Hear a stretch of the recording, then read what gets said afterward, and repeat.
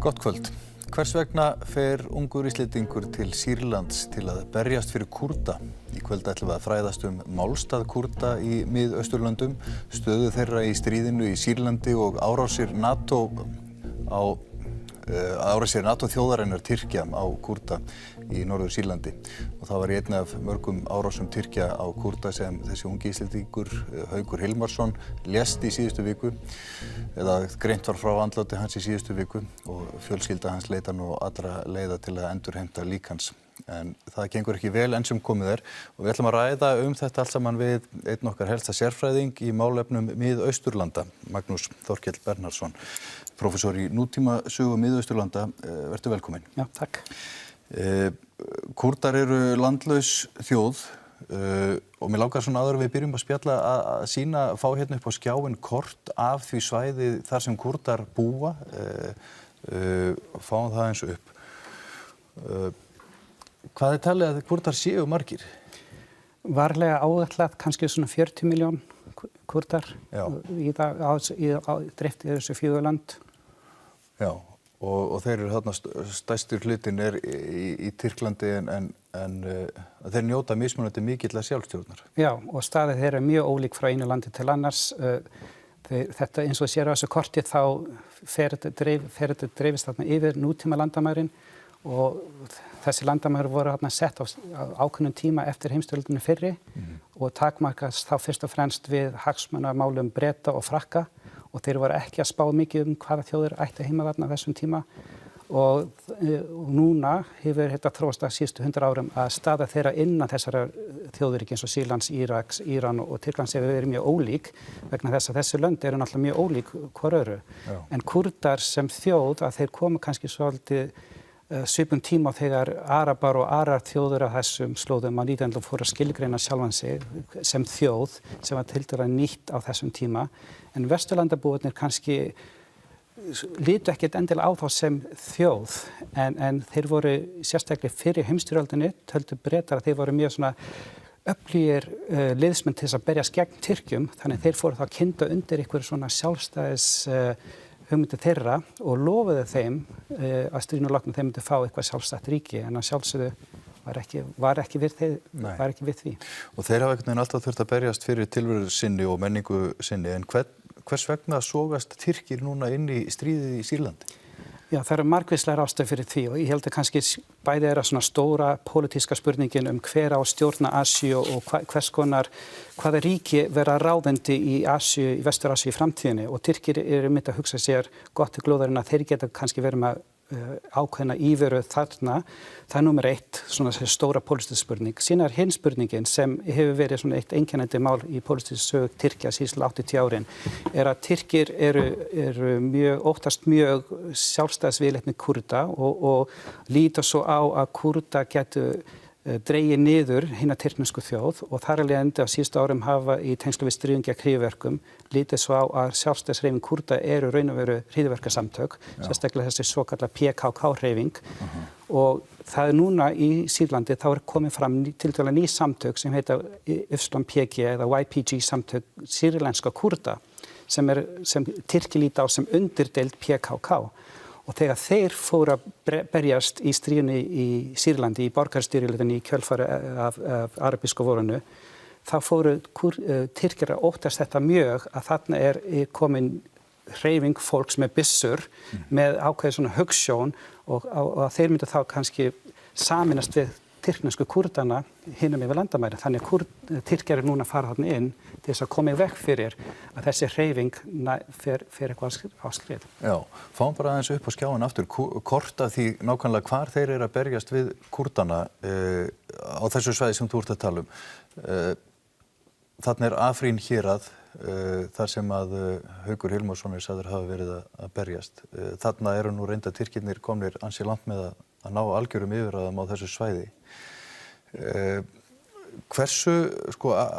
Af hverju eru þessar árásir Tyrkja látnar alveg óáreittar einhvern veginn? Þetta er bara með þegjandi samþykki allra.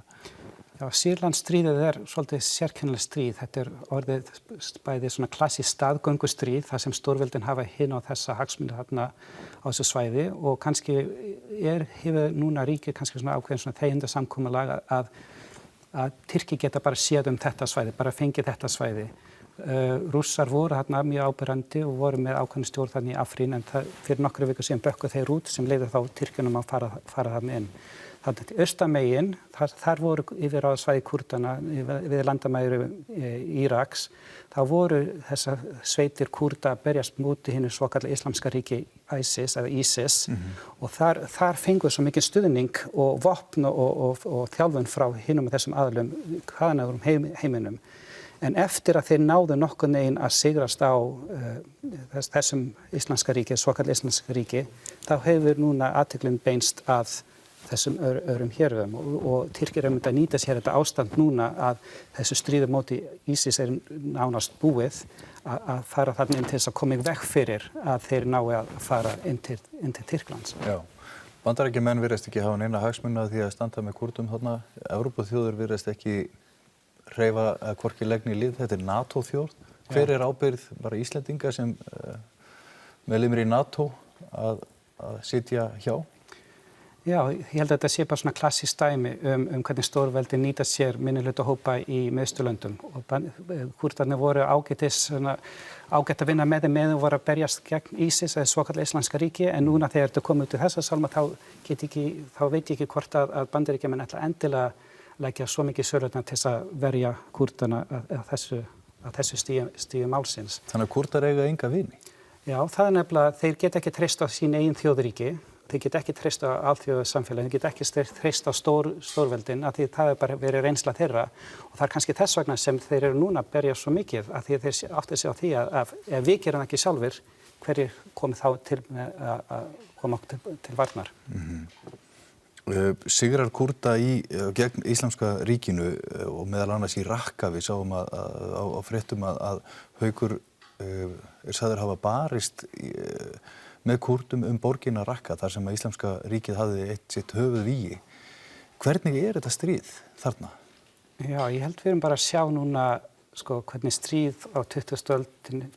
öldinni fara fram. Þetta allsherjar stríð, þetta eins og bara frumskógalögmál og bara Thomas Hobbes á styrum þar sem allir eru á móti öllum.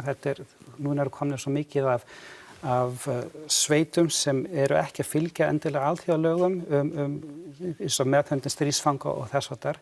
Þeir margir líta svo á að þetta er síðasta stríð, það annarkvort við eða þeir sem eru að falla í þessu stríði. Þeir hafa tiltölulega öflug vopn í höndunum og hafa vel flestir ekki fengið neina mikla þjálfun í að beita þessum vopnum. Þannig að þetta er nánast helvíti á jörðu sem við erum að sjá í þessu stríði og þetta að því hæfileikar okkar til þess að drepa hvort annað eru orðnir svo miklir, við höfum svo mikla möguleika til þess og þannig að þetta er stjórnleysi, þetta er óhefbundin hernaður og vegna þess að þetta er svona klassískt staðgöngustríð að þetta gæti kannski svona upp á sig með einum eða öðrum hætti.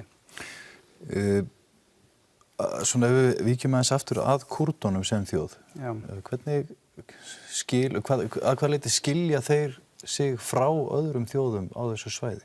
Já, Kúrdar líta á sig sem sérstaka þjóð, erum í sína eigin menningu, til dæmis þeir tala kúrdnesku sem er indó-evrópskt mál, sem er náskylt persnesku og Kúrdar eru ekki arabar og á 20. öldinni þá var pan-arabísk þjóðernishyggja mjög ráðandi víða og Kúrdarnir pössuðu náttúrulega ekki inn í það. Þeir eru upp til hópa sunni muslimar, þó ekki allir, þannig það hefur verið þeirra svona ríkjandi svona trúar hugmyndir. En þetta er mjög sérstök menning og þeir eins og í matargerðarlist, í klæðaburði, í svona bara í tungumálum og þess háttar og þeir eru mjög frábrugðnir með öðrum á þessum slóðum. Menn benda á það að þarna eru konur í fremstu víglínu, kvennasveitir í hernum. Er staða kvenna ólík? Hún er mjög breytileg frá einu svæði til annars, en þarna í Sýrlandi, meðal sýrlensku Kúrdana voru þeir með mjög með mjög nútímalega hugmyndir hvað það varðar og þær voru einmitt að berjast við hlið karlmannanna og þeir voru litu svo á að þær ættu að hafa fullan rétt í einkamálum í varðandi hjónabandi, fráskilnað og þess og þar sem var mjög frábæru á öðrum stöðum. Þannig að þeir voru mjög framsæknir hvað það varðar. Þú nefndir þessa sveit, Ypsilon PG, sem þessi skærulega sveit eða hersveit Kúrda, sýrlenskra Kúrda. Við höfum séð unga menn frá Vesturlöndum og víða að fara til að berjast með Íslamska ríkinu og með fjölmörgum hópum uppreisnarmanna eða vígamanna eða varnarsveita allt eftir hvar þú stendur í þessum slag. Hvers vegna fara ungir menn til þess að berjast með Kúrdum? Já, það margvíslegar ástæður fyrir því. Það getur verið svona hugmyndafræðilegar ástæður, það getur verið vilja taka þátt í þessu verkefni sem að berjast móti hinu svokallaða Íslamska ríki. Það líka mörgum löndum Asíu er verið að hvetja fólk til þess að fara þarna. Þú fær ágætlega að borga fyrir að taka þátt í þessum hernaði, þú fær byssu og þjálfun sem þú getur kannski nýtt þér í hinn og þessi álefni annars seinna meir. Þetta er kannski ykkur ævintýra mennska sem fólk að sækjast þarna í. Er ykkur pólitísk hugmyndafræði ríkjandi þarna fremur en önnur innan þessara sveita? Já, ég myndi segja ef þú myndir setja þetta upp á eitthvað svona pólitískan kvarða að meðal sýrlensku Kúrda þá eru þeir staðsettir svolítið vinstra megin í pólitíkinni. Þeir eru gjörsamlega á skjön við hugmyndafræði hins svokallaða Íslamska ríki. Þeir vilja ekki hafa eitthvað svona trúarlegt ríki yfir þeim. Þeir eru mjög veraldlegir í sinni hugsun þarna í Sýrlandi. Þannig ég myndi segja að það er eitt af einkennum þess hóps. Hvernig framhaldið á þessu svæði núna? Hvernig heldur að þetta þróist? Nú sækja Tyrkir fram. Bandaríkjamenn eru nú ekkert langt undan með svæði þarna og hermenn. Rússarnir eru farnir aðeins tilbaka. Hvernig þróast þetta heldur þú? Já, það svolítið erfitt að segja til það. Þetta virðist vera eins og þetta sé stríðið þetta endalaust stríð. Að það er svo margir sem eru komnir þarna inn með sína ólíku hagsmuni og baráttan eins og í staðgöngustríð þá ekki endilega verið að berjast eina hæð, heldur að vera að berjast eitthvað allt annað, miklu meira og þetta snýst svolítið hver á að stjórna þessu svæði og eins og hvað vilja Rússar raun að vera með þetta svæði. Síðan líka Íranir eru komnir með mjög sterk ítök í Sýrlandi og þeir líta á sig sem rísandi afl í Asíu. Kínverjar hafa líka mikinn áhuga á þessu svæði. Ísraelar hafa miklar áhyggjur af þróuninni í Sýrlandi. Þar alveg erum við að sjá að það eru komin mörg sterk ríki og persónuflóðaríkin sem sýna þessum bardaga mjög mikinn áhuga og hvað er svona ásættanlegur endir fyrir þessi stórveldi? Hvernig hægt að sigra þetta stríð? Það er það sem við höfum mestar áhyggjur af að þetta verður svona þrotríki sem á ensku kallast failed state, þar sem þetta verður bara í svona stjórnleysi næstu árin.